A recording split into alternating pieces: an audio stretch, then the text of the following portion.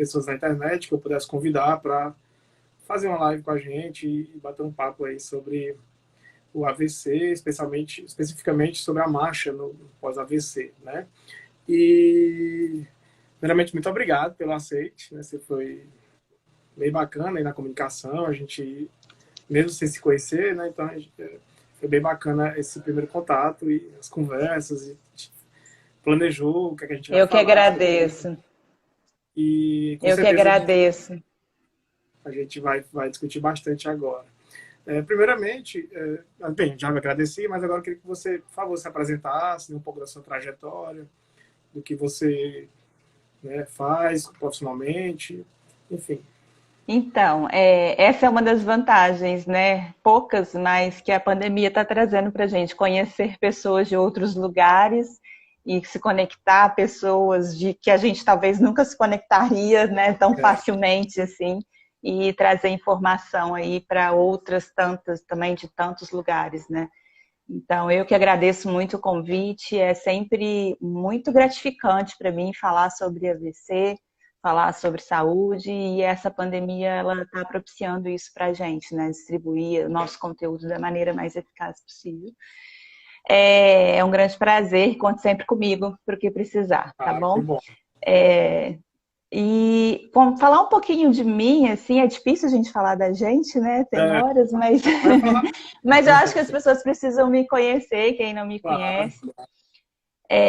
Eu sou fisioterapeuta já há 19 anos, né? Me formei lá em 2002 e a princípio não trabalhava, inicialmente recém-formada com fisioterapia neurofuncional.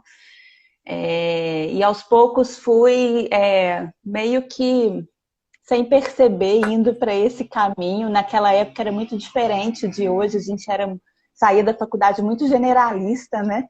Uhum. Então, hoje em dia, o pessoal geralmente já sabe um pouco o que vai fazer quando sai da faculdade. E eu experimentei muita coisa, trabalhei em UTI, fiz pós-graduação em UTI. E quando comecei a trabalhar com neuro, eu falei, é isso que eu gosto. Fiz meu mestrado nessa área de avaliação biomecânica tridimensional de marcha em pacientes com AVC e Legal. estudo desde que eu acabei mestrado em 2008, estudo desde que eu acabei mestrado sobre isso e desde que eu me formei eu atendo pacientes com AVC e há mais ou menos uns 6 anos para cá eu venho percebendo que esse se tornou muito meu propósito, trazer informação para essas pessoas, de tanto que eu via que as pessoas que chegavam até a mim para tratamento, que tiveram AVC, sempre tinham muita falha de informação, de orientação, de entendimento dos seus quadros. E aí eu comecei a perceber o quanto que isso influenciava na recuperação desses pacientes. Fiz formação na parte de saúde integrativa para a gente poder conectar mesmo a questão do sistema emocional, o sistema sensorial, o sistema motor, e para a gente entender o ser humano como um todo mesmo. Uhum. E a partir daí venho focando o meu trabalho principalmente em pacientes com AVC, tanto aqui nas redes sociais, quanto em estudo, quanto em atendimento. E vendo resultados bastante interessantes quando a gente faz essa conexão aí entre esses diversos sistemas. E quando você me chamou para poder falar sobre AVC, foi um grande prazer, porque eu gosto muito de falar sobre isso, isso literalmente se tornou e é hoje o meu propósito, e eu vejo muitas vidas mudando com pequenas, que para a gente são pequenas, mas para essas pessoas são grandes orientações. E gente que às vezes não tem acesso a informação alguma, acesso a atendimento algum, que estão em cidades que não proporcionam isso, infelizmente a gente ainda tem isso no Brasil, e que a gente pode modificar, né, alguma trajetória aí de forma positiva, e aí eu aceitei logo de cara. Com E falar certeza. de marcha para mim é uma coisa que me move, assim, me desculpa, mas que me dá literalmente tesão em falar, porque é uma Uhum. coisa que eu gosto. E eu brinco com os meus pacientes que eu faço um trabalho meio que de detetive mesmo, sabe? Para conseguir entender exatamente o que está acontecendo e a gente modificar esses quadros aí. Então, mais ou menos um pouquinho da minha trajetória desses 19 anos foi mais ou menos isso. E hoje eu estou tendo o maior prazer de focar mais o meu trabalho nesse grupo de pacientes e desenvolver melhor esse trabalho para essas pessoas. Bacana, bacana. Você tá em qual cidade? Esqueci de te perguntar naquele dia. Eu sou de Juiz de Fora, Minas Gerais. Legal. A gente brinca que Juiz de Fora é a esquina do Rio, sabe? Porque é mais perto do Rio, como capital, do que de Belo Horizonte. Aí aqui a gente acha que a gente é carioca, sabe? Olha, mas é só brincadeira. É só para você se referenciar aí, né? São 180 quilômetros do Rio de Janeiro, uma cidade bem próxima. É bem próximo. Bem, a gente fez um roteiro, né? Após a apresentação, a gente agora vai avançar para falar um pouquinho sobre uma pergunta que certamente os pacientes fazem, a família dos pacientes, né?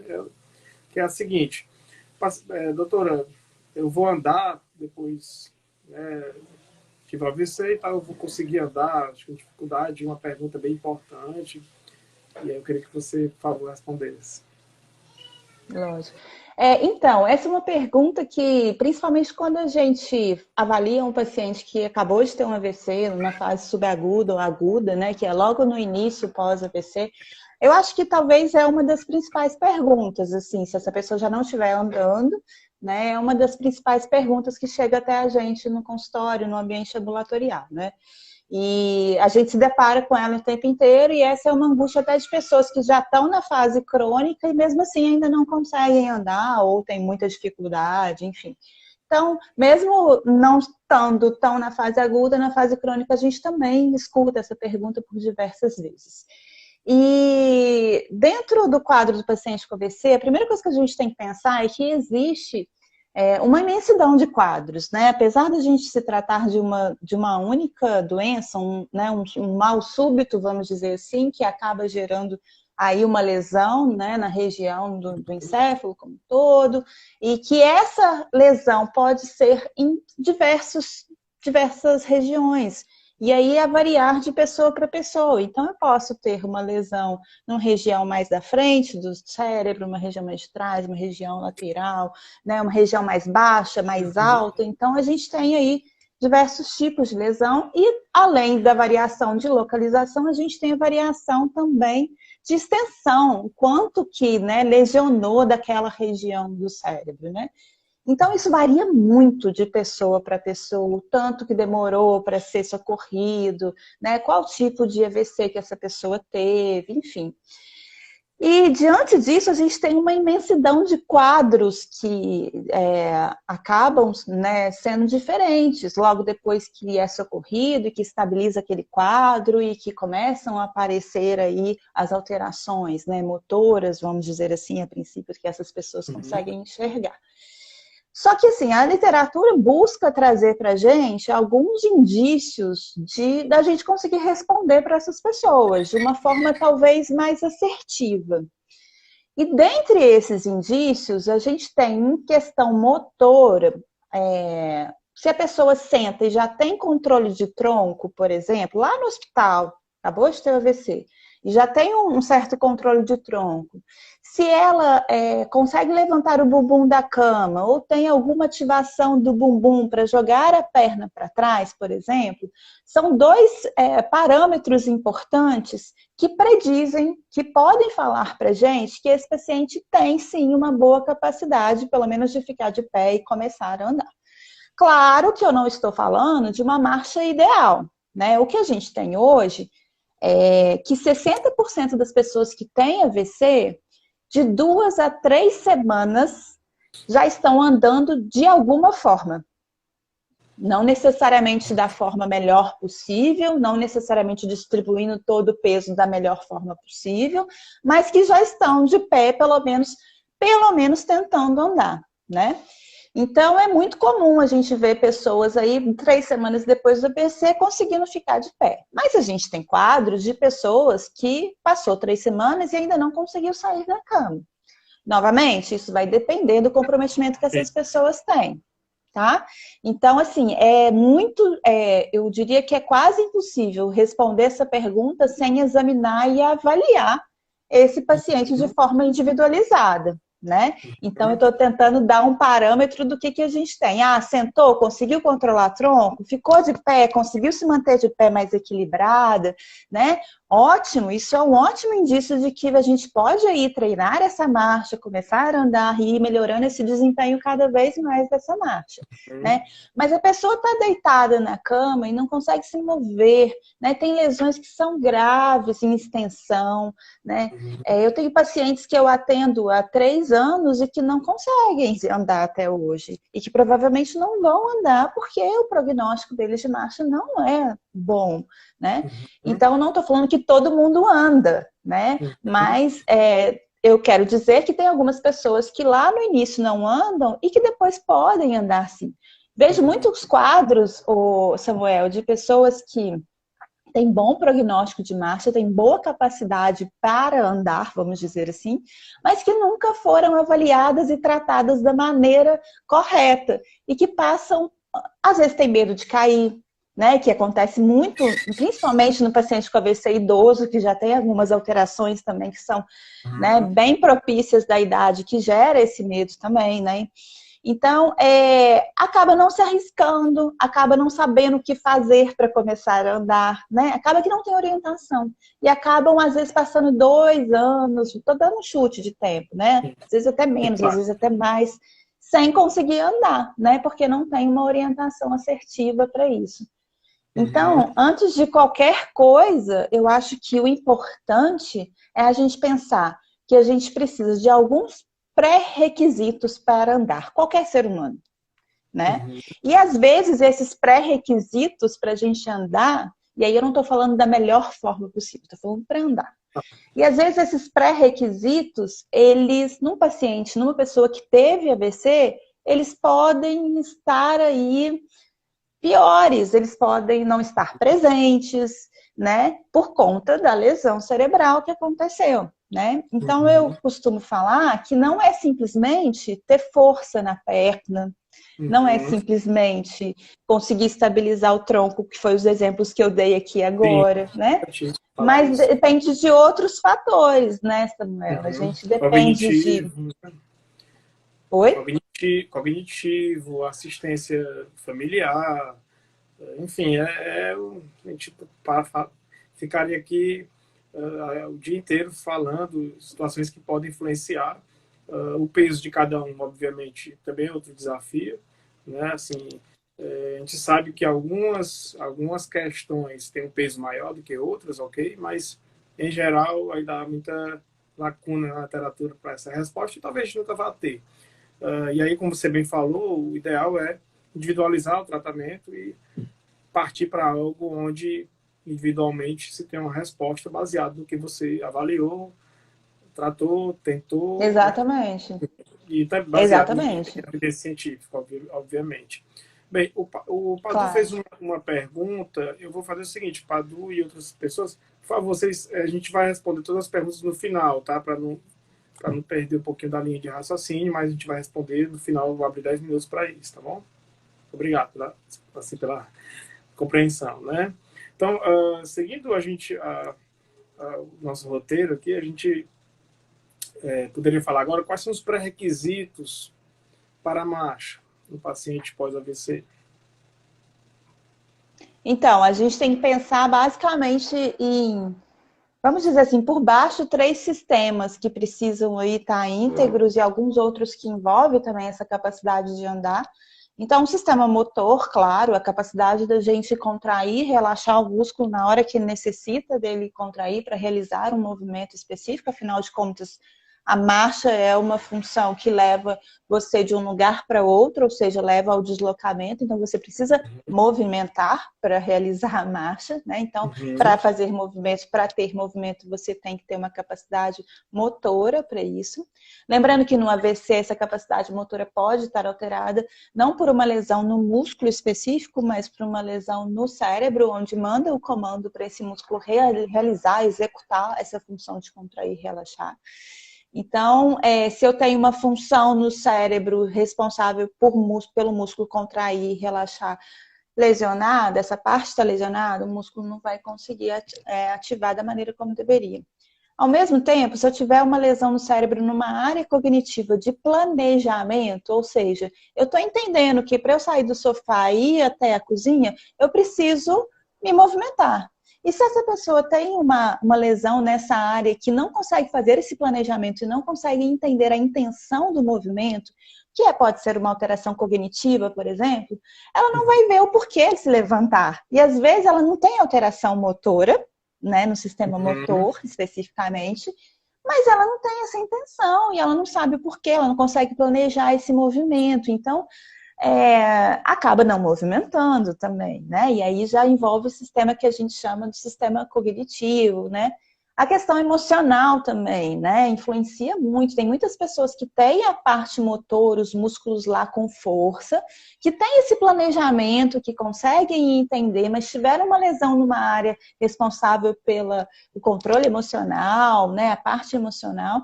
E aí elas morrem de medo de se arriscar, de se desafiar e literalmente travam e não conseguem realizar o movimento. Isso é muito típico quando você fica do lado de uma pessoa que tem uma característica exclusivamente de uma alteração emocional e você dá segurança para essa pessoa, ela começa a andar, de repente, né? Assim, então, claro que é muito difícil a gente ter uma alteração num sistema somente, né? Pode acontecer? Pode. Mas o que a gente vê? Normalmente, a gente tem alterações nesses sistemas em conjunto. E para fechar, eu diria o sistema sensorial, né? Tudo que a gente faz de movimento, a gente tem que sentir, a gente tem que perceber, né? Eu brinco que se você não está sentindo que o seu pé está conseguindo apoiar no chão, então você não vai conseguir transferir o peso para o seu pé da forma mais adequada. Se você não percebe onde o seu corpo está se posicionando no espaço, você não vai se movimentar também da forma mais adequada e você acaba negligenciando aquele lado que está sem sensação, que está sem percepção. Então, isso também é uma alteração no que a gente chama de sistema sensorial, que também vai influenciar no desempenho da marcha. E a gente pode ter o conjunto de alterações em todos esses sistemas juntos, ou às vezes em 2, 3, né, um só.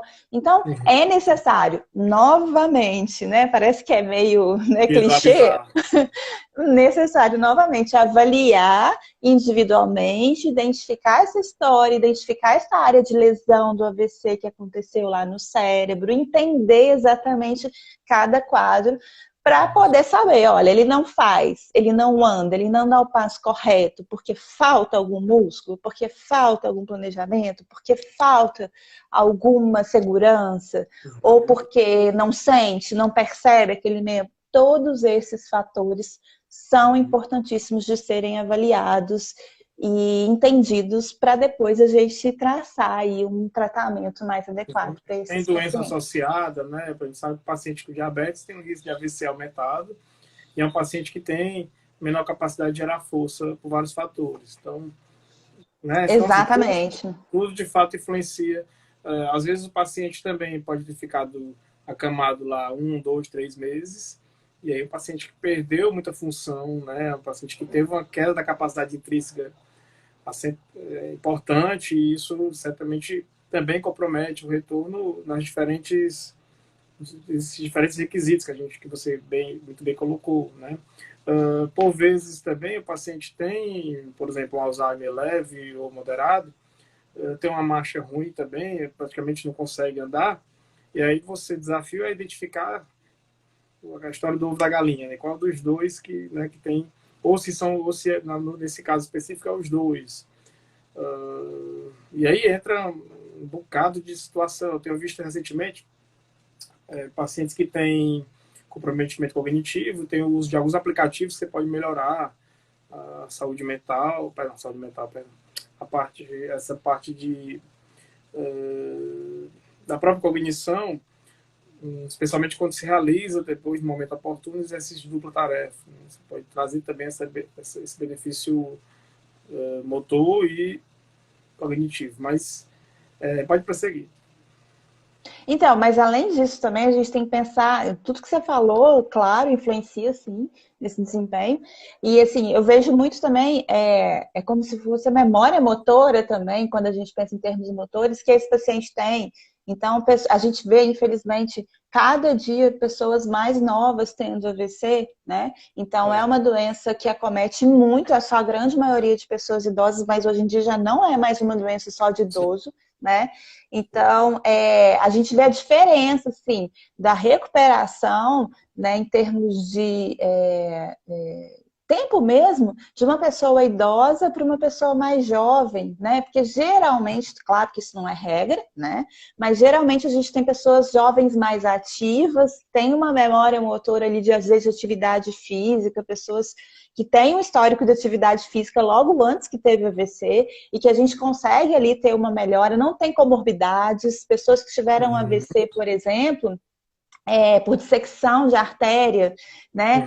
Geralmente não tem fator de risco associado, então não é diabéticos, não é hipertenso, e essas comorbidades, elas atrapalham muito no que você falou, por exemplo, da diabetes, né? Da capacidade de contração muscular, né? Da capacidade de entendimento do movimento, né? Então a gente vê muito isso também, né? O histórico que você falou, o pré-AVC, como que a pessoa era antes do AVC, né, influenciando no tratamento, né, na recuperação funcional dessas pessoas aí pós-AVC. E uma outra coisa também que eu queria falar, que às vezes tem pessoas que têm AVC que se estabilizam rápido e que conseguem melhorar o quadro. Às vezes hoje em dia passa por trombectomia mecânica e às vezes quase não fica com sequelas. Tem muitas pessoas que têm mínimas sequelas pós-AVC hoje em dia. E tem pessoas que demoram muito para estabilizar o quadro, às vezes passou por craniotomia, tem que fazer cranioplastia. E esse tempo também, né, que essa pessoa demorou para se estabilizar hemodinamicamente, sair do hospital, enfim, demora mais. E aí a gente tem uma intervenção, às vezes, um pouco mais à frente, que pode, né, influenciar, sim, pelo menos naquele momento, naquele ganho. Então, são vários fatores mesmo, além do fator corporal, vamos dizer assim, né? Alguns fatores também que podem influenciar aí nessa recuperação. Mas que bom, o avanço das tecnologias cirúrgicas, né, tem, de fato, ajudado bastante aí o pós, né, o pós-AVC, e especialmente com novas perspectivas que têm surgido aí em pesquisa que você às vezes nem acredita que aquilo ali pode ser possível, e a ciência tem mostrado que sim, é possível, como já muita coisa já avançou, certamente desde que começou, 19 anos para cá, em diferentes frentes, não só... Nossa, é muito diferente. Recentemente, a gente teve a incorporação, né, da trombectomia mecânica ao SUS, né? Então, ainda claro que para isso tornar realidade qualquer hospital público ter lá a trombectomia acontecendo, é um caminho, né? Não é assim de uma hora para outra, principalmente visto a situação que a gente está de saúde hoje, né, no mundo inteiro. Mas isso já é um avanço e um ganho assim, tremendo, e estudo brasileiro, né? Isso é mais legal ainda, né? Foi um estudo brasileiro, né, que fez, né, que comprovou e que foi publicado em revistas aí de peso e que comprovou a eficácia mesmo e a mudança na vida daquele paciente em termos de melhora e das sequelas e reversão de diversas sequelas, dependendo de como é feito, na hora, enfim, tem aí os pré-requisitos, vamos dizer assim. Mas, de certo, assim, a evolução da tecnologia hoje a gente tem que saber utilizá-la a nosso favor, né? Tanto em questão, né, das cirurgias, como até do que a gente tem aí de possibilidade aí para avaliar e para tratar os pacientes, né, Simone? Com certeza. A literatura é bem vasta e cada vez mais estudos robustos têm mostrado diferentes técnicas de tratamento, já a gente chega lá, né? As pessoas continuam fazendo perguntas, por favor, peço para deixar para o final, a gente vai abrir uma perguntas, né, para não tá dando ibope aí bastante, graças a Deus. Tá aqui o Walter fez uma pergunta, o André. A gente responde tudo aí. A gente responde tudo no final, tá, pessoal? Assim, podem ficar tranquilos que eu vou voltar, se vocês quiserem, vocês podem repetir. Eu não queria fazer agora porque pode comprometer aí o andamento da sequência lógica do que a gente está discutindo. Bem, ok, eu já sei quais são os pré-requisitos da marcha e tal, mas eu devo necessariamente identificar Que tipo de marcha é aquela? Existe a classificação da marcha? É isso? Então, até não sei se tem profissionais escutando a gente aqui, se não tem agora, se vai escutar depois, ou se são só pacientes, enfim. A gente, quando está Tem na de tudo, tem faculdade, de eu não tudo. sei se você passou por isso. Então, eu vou falar para as duas populações, tá? Então, vamos Tá. lá. A gente, quando está na faculdade, eu não sei se você realmente passou por isso. Eu passei quando eu aprendi sobre diferentes tipos de marcha, marcha neurológica, enfim, né? Que a gente tinha aquela marcha característica do paciente com AVC, com paciente com Parkinson, e dava-se nomes para essas marchas, né? Uma Uhum, das famosas era ceifante, né? Enfim. uhum, Eu, desde que comecei a estudar marcha, eu sempre percebi, por conta dessa variabilidade de casos e de diferentes maneiras de se andar, apesar de ter algumas que são mais comuns, mas nunca, isso é fato. Nunca nenhuma pessoa anda igual a outra, mesmo antes do AVC. Depois do AVC, isso também continua, isso é fato. Então, o que eu comecei, o meu mestrado foi nesse sentido, a pensar que eu preciso literalmente entender exatamente quais são esses pré-requisitos que estão alterados, quais são as alterações que esse paciente tem especificamente. Então, por que esse paciente está andando com o pé caído? Por que esse paciente está rodando a perna para fora?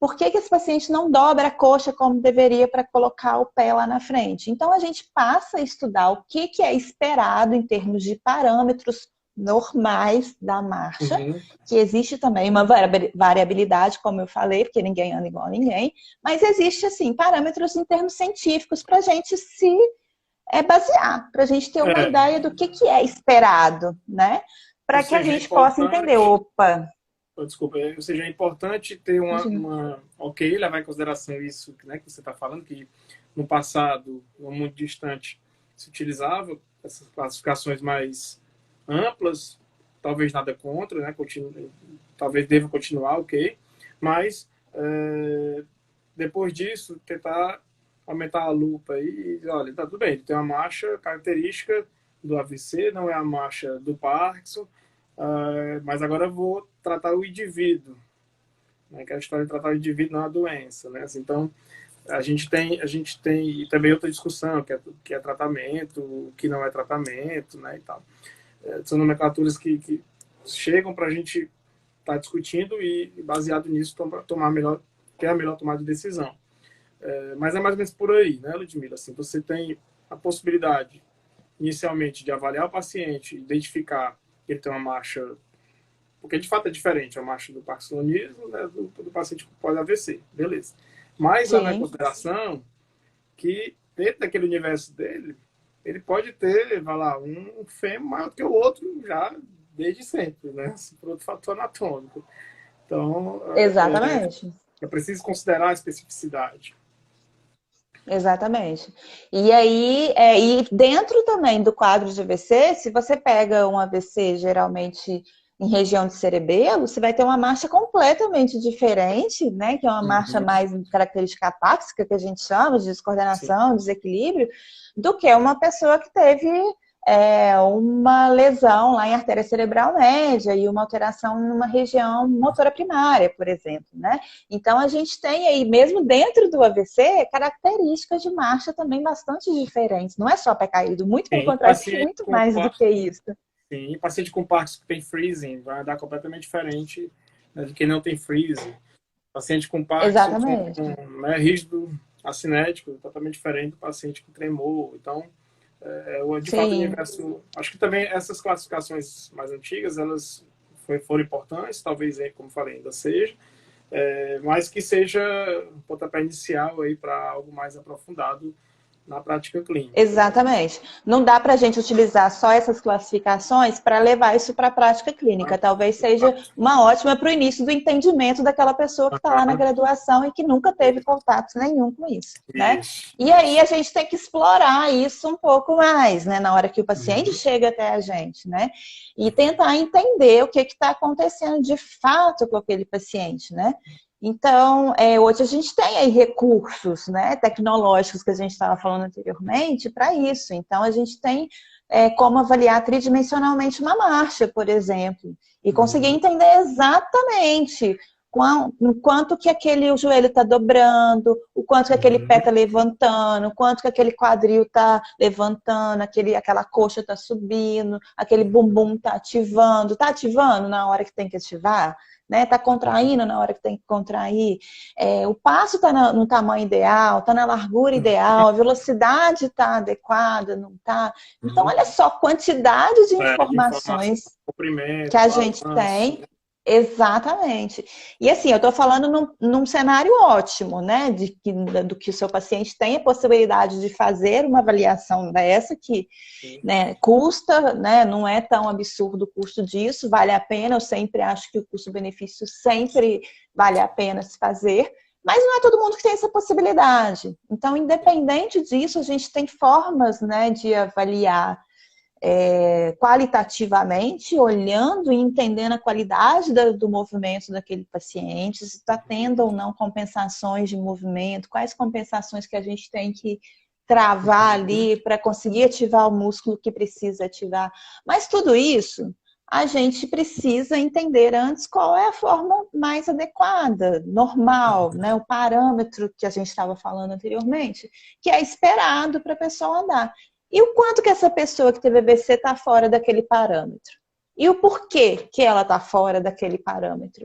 E aí a gente vai, né, vai trabalhar em cima disso, né? E aí que entra o início do nosso planejamento de tratamento, se o foco for melhorar a marcha, melhorar essa atividade específica. Sim, a gente está né? discutindo, né? Você tem um universo aí, o paciente vai estar com, bem, muitas vezes muito bem comprometido, principalmente meio superior, né? A gente sabe que tem uma série de sequelas aí crônicas que existe um universo a ser explorado, tratado especificamente em cada contexto aí, necessidade do paciente. Mas, assim, concluindo a questão da classificação da marcha, o que é que você vê de uma maneira mais específica? Existem classificações mais recentes? O que a gente vê, assim, é que não existe uma classificação específica, sabe? A gente consegue dar o diagnóstico, né, funcional ali em termos das alterações que esse paciente tem, dentro do que eu falei que é a normalidade, né? Então, aí a gente consegue entender, ele está andando, rodando muito a coxa, e aí a gente vai tentar entender exatamente o porquê que está acontecendo isso e dar as nossas hipóteses aí durante uma avaliação, né? Mas a gente não tem, assim, a classificação em relação ao nome, né? Em relação ao comprometimento. O que a gente sabe é que se aqueles quanto maior as alterações em cada um daqueles pré-requisitos que a gente estava conversando hoje, anteriormente, maior vai ser as alterações que esse paciente vai ter para andar. Então, se além da questão motora ele tem medo de cair e a gente tem avaliações para verificar isso, então, assim, a gente vai ter que trabalhar mais coisas para conseguir colocar esse paciente de pé andando, né? Legal. Então, a gente não tem uma classificação específica, mas a gente tem um parâmetro de normalidade da biomecânico, né? E a questão também das alterações aí de equilíbrio, um paciente que não consegue ficar equilibrado de pé, nem começando a andar, mas está de pé e não consegue nem se equilibrar de pé, provavelmente na hora que ele andar, ele vai também ter algum desequilíbrio, né? Legal. Seguindo a linha de raciocínio, né, a gente vai, obviamente, entrar agora na avaliação. Como avaliar esse paciente depois do AVC, né, especificamente na marcha que a gente está abordando, né? Então, como avaliar esse paciente? Você já adiantou um pouco sobre a questão da avaliação tridimensional. Além dela, quais são as outras possibilidades de avaliação e a própria tridimensional, o que a gente tem de recurso, de custo, o que o profissional que está assistindo pode ter de perspectiva nesse sentido? Sim. A cidade que eu moro não é capital, né? É uma cidade de porte médio, vamos dizer assim, e aqui a gente tem um laboratório que pode fazer essa análise. Talvez não é toda a cidade que você encontre, você como paciente ou como, né, profissional encontre, para poder fazer, mas isso já vem crescendo pelo Brasil, já conversando com as pessoas que trabalham somente com isso. eles comentaram isso comigo até semana passada, que tem cada vez mais pessoas abrindo uma clínica só de avaliação mesmo, né, de movimento, né? E aí não é só de marcha, qualquer tipo de movimento, né? Sim. Então você precisa ter um sistema para avaliar, um sistema de câmera, de sensores de movimento, enfim, é um exame, né? Igual um exame que você faz de imagem, que a gente está tão acostumado, aí é um exame também que se faz e que dá um laudo. E aí você, discutindo com o fisioterapeuta que faz, você consegue entender as hipóteses daqueles problemas que você está conseguindo visualizar ali naquele exame. Aqui na minha cidade Utiliza o Kinect, Kinect, né? Não. Na verdade, o que eles têm aqui, eu não sei exatamente qual que é a marca e tudo, mas é um sistema de sensores de movimento, não é o Kinect, não. É próprio para isso mesmo. E aí você pode ter a plataforma de força também, para dar o tanto de força que você está colocando no solo, enfim, as questões também de força muscular, né, que pode ser avaliado aí.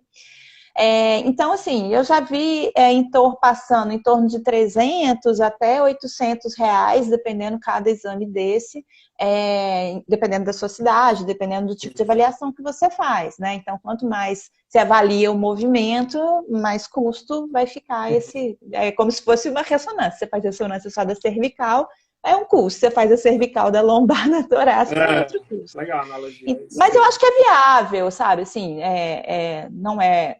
Pode ser caro para muitas pessoas, mas o que ele traz de possibilidades para a gente, de interpretação, e além disso, Samuel, uma coisa muito importante dentro do paciente, com atendimento de paciente neurológico, é a gente conseguir estabelecer metas, que sejam metas viáveis, que sejam metas desafiadoras, que sejam metas que a gente possa quantificar e qualificar da melhor forma possível, para o paciente perceber que ele pode sim melhorar. E que ele está melhorando, né? Porque na neuro tem muito aquele fantasma de que o paciente neurológico nunca melhora, né? Você já deve ter ouvido falar isso com certeza.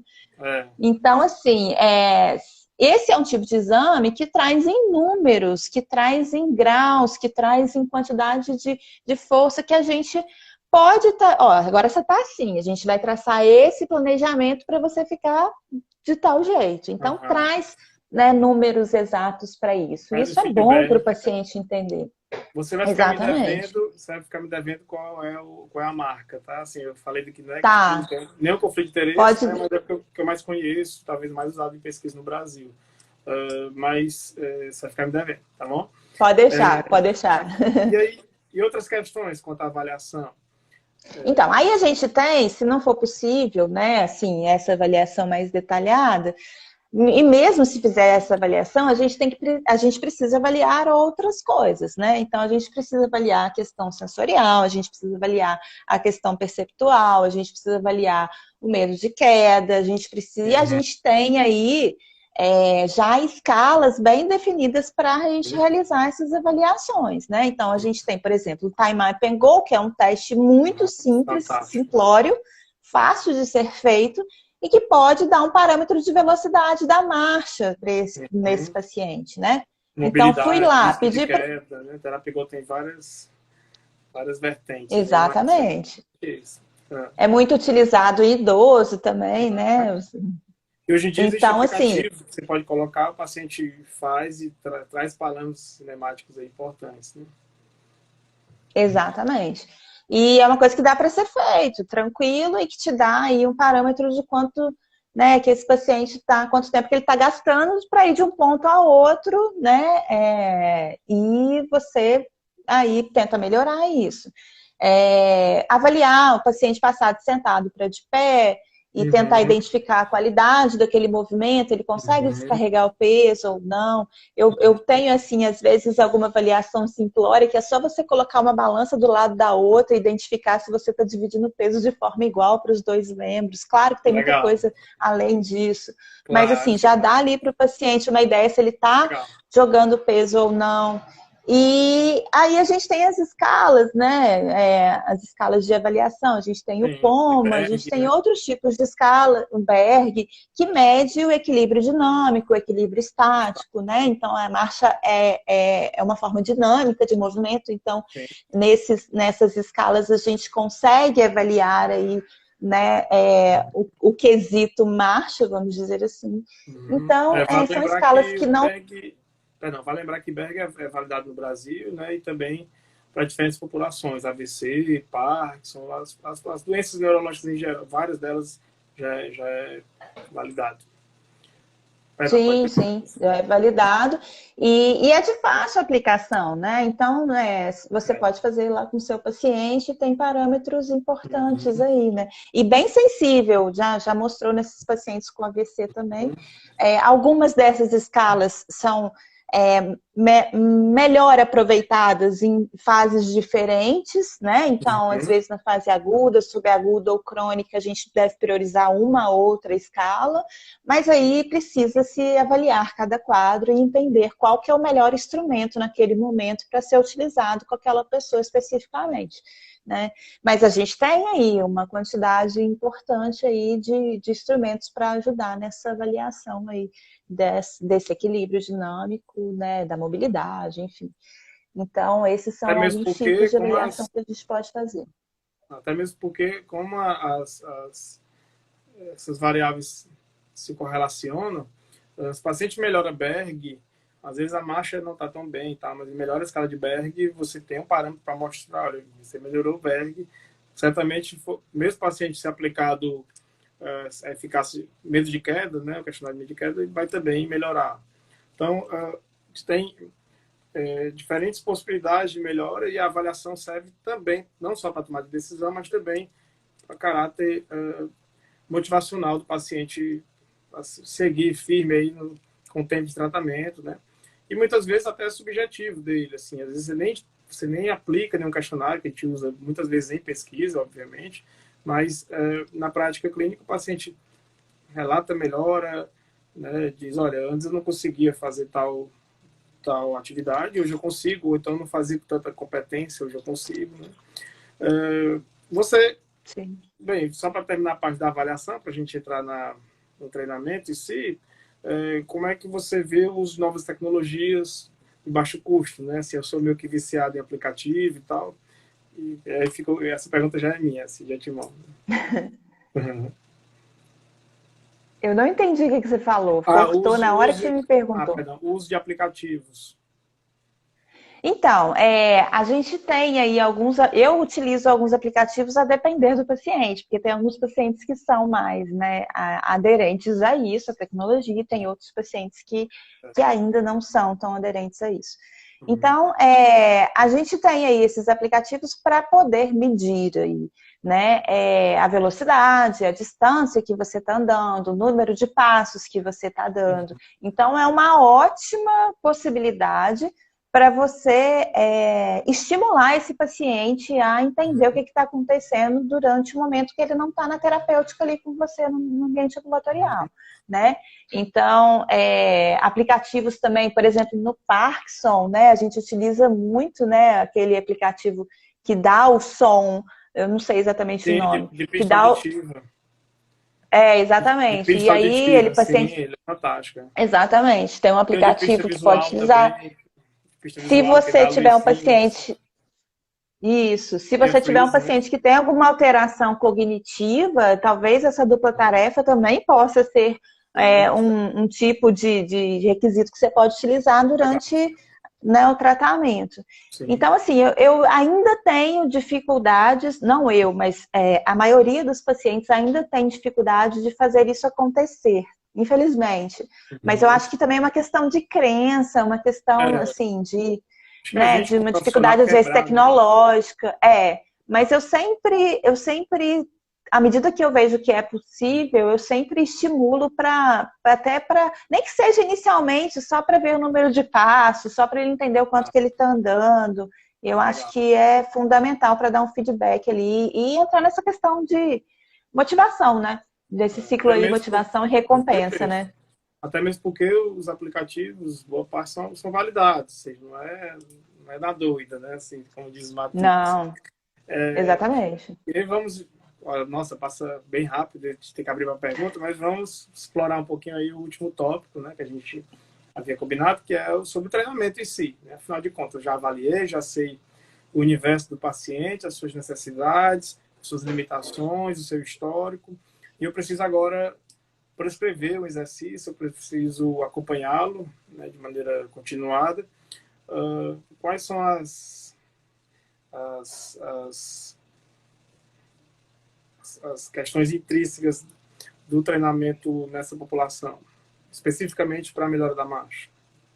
Então, a primeira coisa que a gente tem que pensar é que não é simplesmente andar, né? Tipo assim, às vezes muita gente, eu vejo isso acontecendo, seu fulano, anda aí. E vamos andar, mas melhora aqui, levanta aqui, faz isso, faz aquilo. Dá o estímulo verbal, que é importantíssimo em diversas situações, em diversos momentos, sim, essa é uma das nossas funções, mas que não é suficiente na maioria das vezes. Né? Então, esse estímulo verbal, ele não vai fazer o seu paciente que tem uma alteração de sensibilidade pisar da forma correta com o pé no chão. Né? Por mais que você fale, tem que ser assim, ele não consegue, não é porque ele não quer. Né? Então, não é simplesmente colocar para andar. Né? É claro que a tarefa de andar é necessária, é claro que você tem que fazer o treino com o objetivo funcional, com o objetivo da atividade, né? Nem que ele venha com dificuldade, que ele venha ele segurando com você, né? Enfim, você tem outras estratégias, mas aquele ato, né? Aquele gesto, a intenção de realizá-lo, tudo isso está envolvido em ganho neural, né? Isso em benefício, neuroplasticidade mesmo, muitas vezes. Não, pode prosseguir.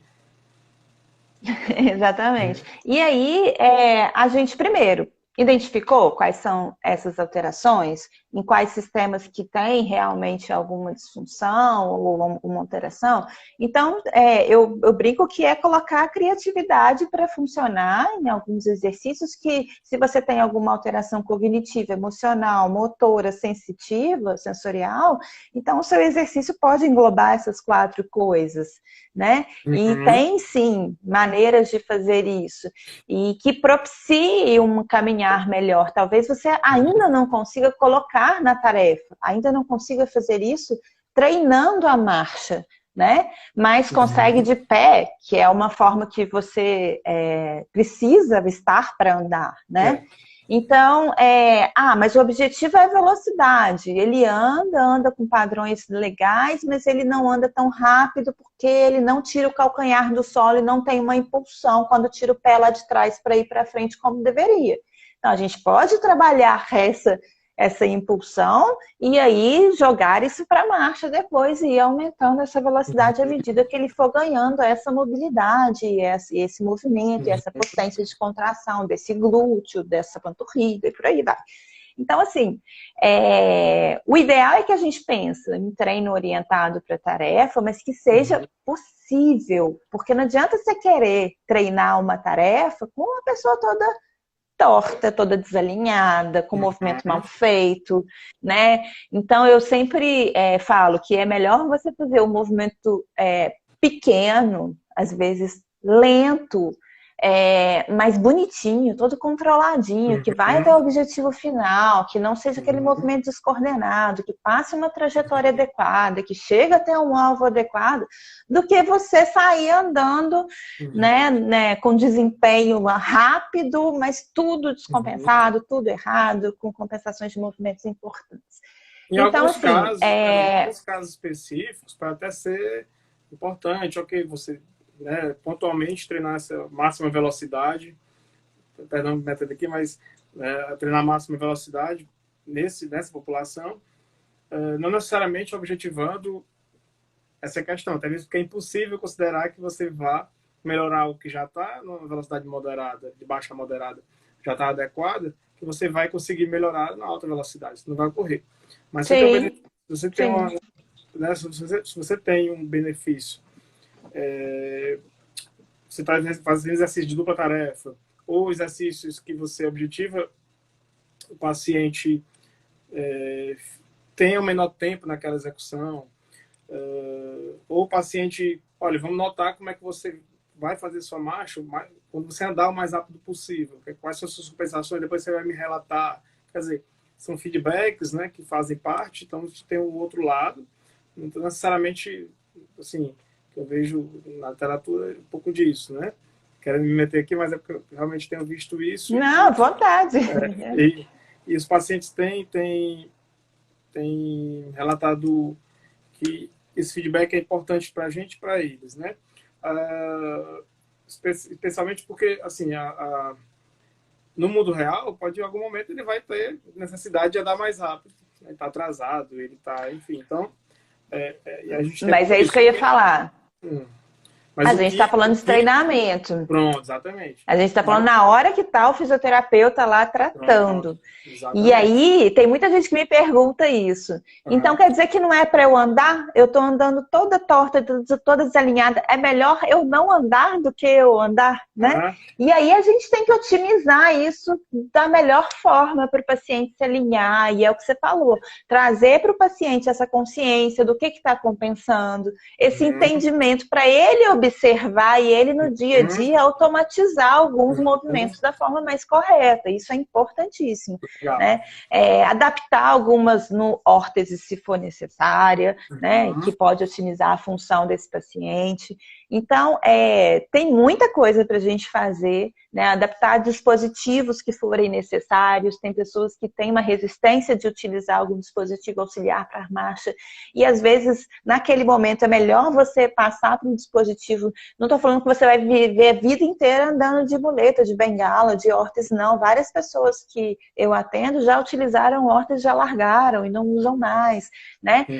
Então, isso é possível, né? Então, eu acho que tem muita gente que me pergunta isso, inclusive. Então, é melhor eu não andar? Eu falo, não, a gente tem que andar, mas a gente tem que ter a consciência de qual que é a forma correta. Até mesmo porque, no dia a dia, vai acontecer exatamente o que você falou. Vai ter uma hora que você vai precisar andar mais rápido. E aí é melhor andar mais rápido para atingir aquele objetivo que você quer naquele momento, né? Do que você não conseguir fazer o que você queria, né? Então tem que pesar aí nessa balança, né? O quanto que isso é motivação ou isso é realmente conseguir realizar uma tarefa ou não. Mas a gente tem também que pensar que a base da reabilitação neurológica, nos casos de pacientes com AVC, é a neuroplasticidade. E essa neuroplasticidade negativa não é legal para o desenvolvimento do movimento que pode acontecer por novas conexões neurais. Então tem que ter esse entendimento, trabalhar muito essa questão, né, da consciência do paciente, né? Com certeza. E assim, deixar bem claro que todas as estratégias vai estar dentro do pacote, né? Você vai ter um momento para objetivar essa questão que a gente já viu discutido para o dia a dia. Vai ter um momento que a gente vai, que aí sim, para a questão de neuroplasticidade específica da doença, a gente vai separar e dizer, não, agora a gente vai focar realmente nessa melhora, você está puxando muito a perna para fora e tal, e aí que você filma, mostra, dá o feedback, ele tem aquela consciência de que de fato é aquilo, e aí pode ser pela força, pode não ser pela força, pode ser questão de comando, né? Pode ser outros fatores como a gente já discutiu. Bem, passou realmente voando, a gente está bem no final. Eu vou, boa, né? Que bom, né? Eu vou voltar um pouquinho aqui para fazer, as pessoas podem fazer perguntas, por favor, mas de qualquer maneira podem refazê-las, né? Eu vou retornar aqui. A primeira que eu lembro está aqui, é do Padu Fonseca. Espero que ele esteja aí. Ele disse que o filho dele tem crânio. Já estou péssimo, tenho que comprar um óculos. Cacalapademia vanoftalmo. Crânio faringioma e fez a cirurgia para drenar o tumor. O médico disse que não houve lesão, porém apresenta hemiparesia, principalmente no braço. O que devo esperar para a sua recuperação? Ele tem 9 anos. Então, a hemiparesia é uma dificuldade do movimento de metade do corpo, né? E provavelmente, se ele não tinha essa hemiparesia antes e aconteceu depois da cirurgia, provavelmente aconteceu alguma lesão cerebral. Não posso afirmar, porque eu não estou vendo exames, enfim, é muito difícil afirmar isso. Novamente, o que deve esperar da recuperação depende de como que foi essa lesão. A gente está falando de outra doença que não é o AVC, mas que existe, estou partindo desse pressuposto, uma lesão cerebral que levou um déficit, um comprometimento aí desse movimento. Então, precisa entender, tá, Padu, como é que é, assim, a extensão dessa lesão. E se eu fosse você, eu tentaria pegar uma outra opinião, talvez de um outro médico, investigar isso talvez mais a fundo, Uhum. para que possa entender aí o tamanho dessa lesão e comprometimento também na questão motora, né? E na questão da própria fisioterapia. Então, passa por uma avaliação fisioterapêutica para poder entender realmente quais são essas alterações. Hemiparesia, assim como eu falei no AVC, é um quadro imenso, assim, tem várias Universo. pessoas que têm hemiparesia e de formas completamente diferentes, entendeu? Uhum. Então, assim, de qualquer maneira, a gente não está falando em plegia, que é a paralisia total. Então, uma vez que você já tem ativação, ou seja, a diminuição do movimento e não a perda total, a gente consegue ativar esses músculos de alguma forma, trabalhando de forma assertiva, direcionada, planejada. Então, mas um fisioterapeuta que for avaliar mais especificamente, ele vai poder te dar esse parecer com mais Uhum. certeza do que eu aqui agora. O Walter, ele pede o seguinte: eu tive AVC, só afetou a fala. Tem 4 meses que ele faz fono e tal, mas ele anda muito esquecido o que deve fazer. Mais ou menos isso. Assim, quer dizer, ele mistura um pouquinho as estações aí da. Na verdade, ele falou que teve AVC, teve problema da fala, está fazendo fono, ok, mas que está muito esquecido o que deve fazer. Eu acho que você deveria passar por uma avaliação neuropsicológica para ter certeza que não É tem isso. alguma alteração nessa questão, né, do esquecimento, de memória e um neuropsicólogo poderia te dar esse feedback aí melhor, Ótimo falar né? disso, porque o neuropsicólogo é o profissional habilitado para aplicar testes onde ele vai ter essa resposta e aí o melhor caminhamento do Exatamente. tratamento. Né? Aí você pode saber se é da lesão mesmo, ele vai te dar esse parecer nesse sentido, né? E te orientar da melhor forma aí. Tá. O André Carlos, em afogamentos, doutora, é muito difícil recuperar o equilíbrio motor, porque a perda de neurônios por hipóxia encefálica depende muito da qual você, aí depois ele não continua. Então, Tem mais um em comentário. afogamentos Pode Ah, continuar, pode continuar. Pode continuar. tá. Então, nesses tipos de lesão, realmente a gente tem um comprometimento maior, né? Síndrome do cárcere, né? A gente tem um comprometimento maior aí, geralmente o comprometimento bilateral. Realmente, na verdade, o comprometimento que você falou aí, da perda de neurônios por hipóxia, acontece em qualquer tipo de AVC, tá? O que a gente tem nos afogamentos é a região exatamente onde foi lesionado, né? Em uma região ali onde tem um cruzamento das vias, onde pode ter um comprometimento bilateral, e a pessoa realmente daquela região para baixo fica sem movimento, tem uma perda maior. Então, normalmente não, comumente a gente vê quadros de prognósticos de marcha não muito bons. Já vi uma pessoa começando a andar assim com muita dificuldade e com muita adaptação em síndrome de cárcere, mas assim, por conta da lesão mesmo, né? E da questão funcional ali da região do cérebro. O Guga Pastana faz um elogio pra gente, né? Está no quinto semestre do curso de fisioterapia, agradece. A gente que agradece a sua audiência, né? Sua presença aqui. Com certeza. Felipe Souza também, parabeniza. A Iana Alencar, grande amiga Iana. A Kelly, ela fala o seguinte: em que momento se pode fazer análise da marcha?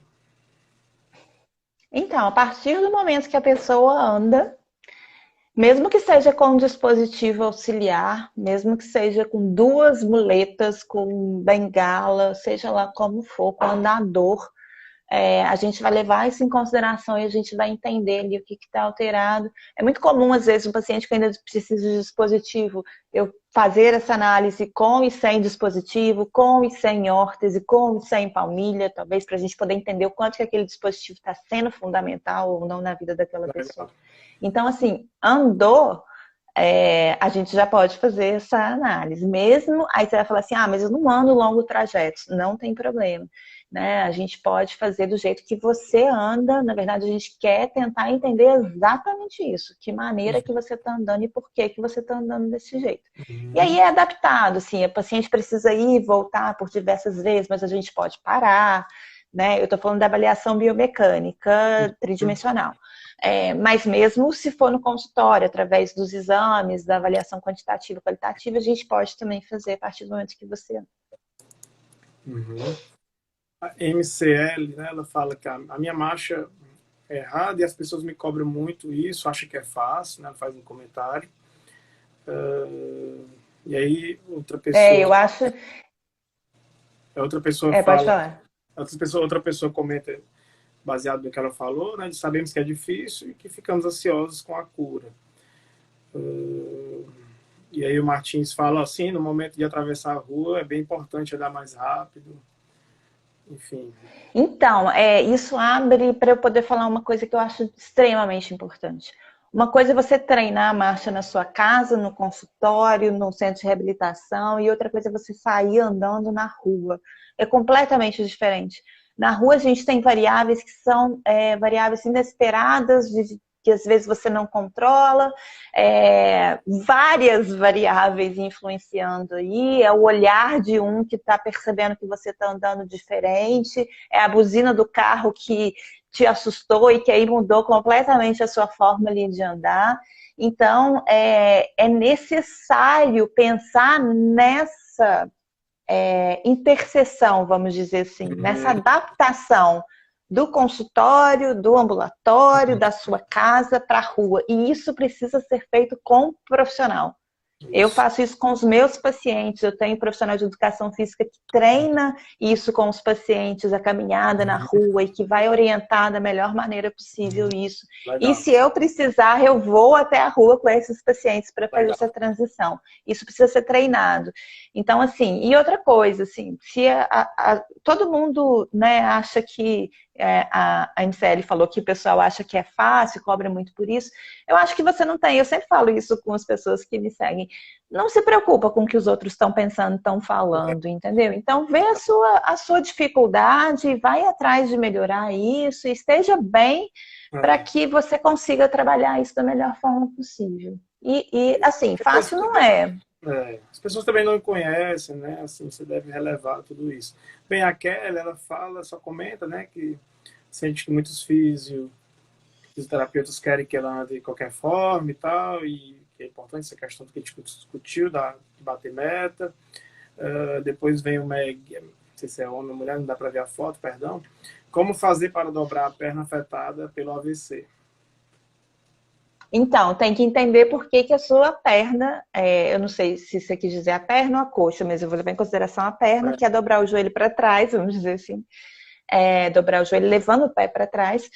Isso provavelmente você não está conseguindo fazer, não sei se é por conta disso, mas é comum as pessoas talvez não conseguirem dobrar por conta do que a gente chama de espasticidade, que é um aumento do tônus muscular, que geralmente na pessoa que tem AVC, ele é extensor no membro inferior. Ou seja, automaticamente você vai tender a estender o joelho, estender o quadril, esticar mesmo e deixar o pé para baixo por conta desse aumento do tônus extensor. Não é só isso que pode gerar essa dificuldade de dobrar a perna.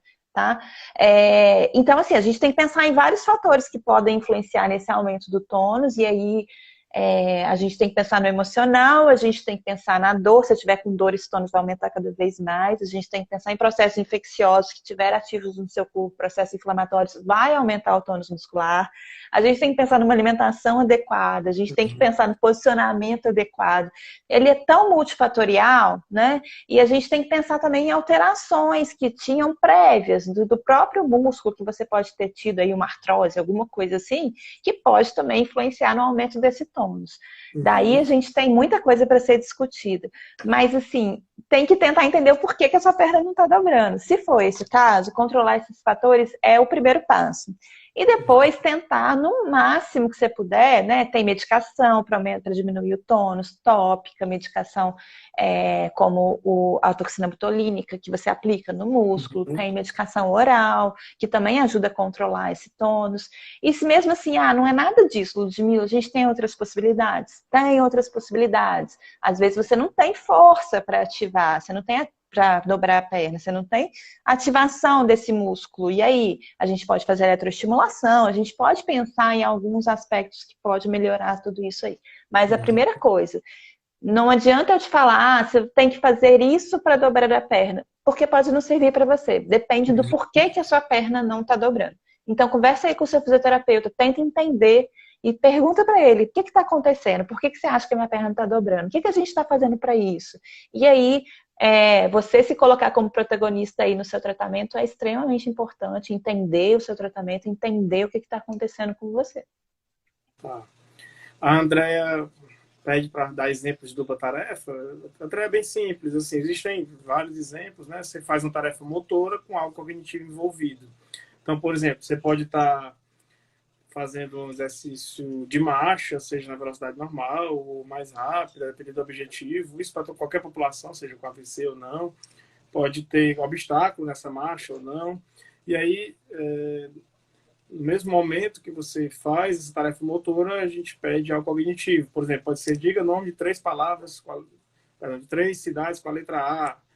Né? Faça um cálculo, uma subtração, 20 menos 10, enfim. Então, são situações onde tem que pensar. Quase sempre ele para, a parte motora, quando a gente pede algo cognitivo envolvido. Então, é isso. E aí, a ideia é você conseguir fazer a parte motora e, ao mesmo tempo, responder aí as perguntas ou algum comando que a gente peça inicialmente. Pode ser contando decressivo, né? 100, 99, 98 e tal, e aí vai. O Weber Lopes, ele pede para falar sobre células-tronco e operações. Ainda sei muito pouco. Cientificamente, a gente não pode afirmar nada no resgate da função desses pacientes. Não sei você, Samuel, mas o que eu até procurei há um tempo atrás, que muita gente me pergunta sobre isso. E eu não vi nada de evidência em relação às células-tronco no resgate da função dos pacientes com AVC. Não sei, posso procurar saber, assim como médicos que estudam isso, né, e tal. Bem, aqui a Meg fala, eu quero saber tipo de exercício para mão e braço afetado. A mão fica fechada. Quer dizer, talvez aí, Meg, eu vou falar para você ir lá no meu canal falando de AVC para você, que lá tem bastante exercício que talvez possa te ajudar, porque a gente tá falando aqui de marcha, então eu acho que lá vai ser o local mais correto para você conseguir. Vai lá no YouTube, chama Falando de AVC para você. A Andrea comenta, né, que passou por avaliação pelo SUS, o profissional foi categórico na afirmação de que não teria mais evolução após 2, 5 meses. Saí totalmente desmotivado, né? Isso é ridículo. Eu também já escutei. Adorei. Exatamente, obrigada. Eu também já escutei isso, profissionais falando que a pessoa não iria nem dirigir mais e tal, e depois tudo deu certo. Então, não escutar essas mentes aí do mal, né? Assim, acho que vejo mais ou menos isso. O Weber, de novo, fala sobre o tela do tronco, realmente a gente não tem conhecimento. E aí vamos terminar aqui, né, com a última pergunta, porque realmente passou bastante do horário. Estou com o moral com o Instagram, viu? Eles estão deixando ficar bastante tempo agora. Como melhorar a marcha com ataxia? Então, a marcha com ataxia é uma característica bem diferente do padrão mais típico que a gente chama do AVC, assim, que é aquele padrão só do hemicorpo. Geralmente a ataxia vem nos 2 membros, né? E ele gera uma descoordenação muito grande, né? Então, o ideal é fazer movimentos bem controlados, movimentos mais lentos, que tenham foco na trajetória do movimento. Então, que a trajetória não seja muito variada, que você não tenha muita variabilidade nessa trajetória, que você estipule um foco exatamente onde que você vai pisar, por exemplo, né? né?